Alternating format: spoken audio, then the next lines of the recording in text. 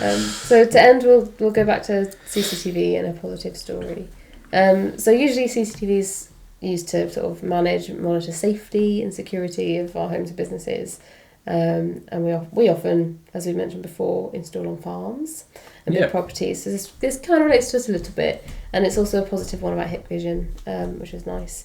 So it's brought a delightful upgrade to a zoo in Moscow, providing high-resolution cameras to enhance the panda house. Now, pandas are adorable, especially baby ones, and there is a job out there in China where you can babysit the baby pandas, and it sounds like bliss. Yeah. You leaving us? Handing in your resume. Yeah. This will be the last podcast.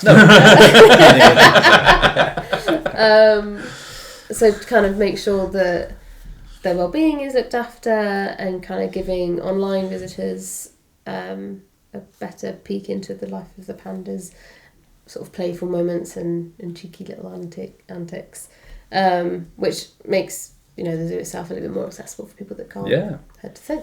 And there was also a similar story, I think, again with Hikvision in France as well, so a bit closer to us. How important are stories like this when it comes to CCTV?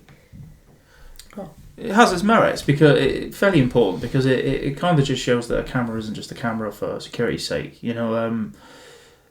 CCTV can be used for loads of different applications. It's we walk around all the time with cameras and photos and stuff. The ability to take these things in our pocket. Social media, most of it is dependent on visual things, and to be able to shed light on something that people can't get to and can't see, like pandas and zoos, and people like to have them in their gardens for looking at the birds, because you can never see them up close. But being able to look back over footage and watch the woodpeckers and stuff like that, and and it's helpful from all the way through, from just wildlife watching all the way through to science, and being able to watch the animals from that perspective, and not just animals. There's loads of different things. If you can watch something for long enough, you can identify patterns. And we could put the figures together one day. I think we've done a fair few sort of wildlife orientated camera installations today. Yeah. Whether or not, obviously, we did one on. It was in Newquay, wasn't it? Cardwen Farm. Oh, Cardwen Farm. That was near Loo, and they have owls roosting in there. Is roosting the right word for owls? Nesting. So they have owls nesting in the eaves of one of their barns. Yeah, they have a proper box put in place. We've put a camera in that space, and it live streams to the TVs in the different barns around the farm.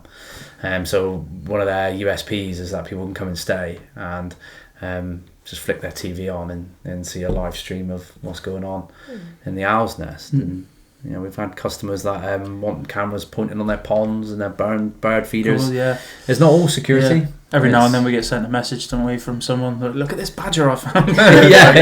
Whereas we had a customer down in Newquay who's got he's got a pan tilt camera on his, because he's got quite a long garden, and he's got several sort of bird feeders that he has, and he'll move the camera around to the different bird feeders and zoom in and watch those details. Well, it's really good.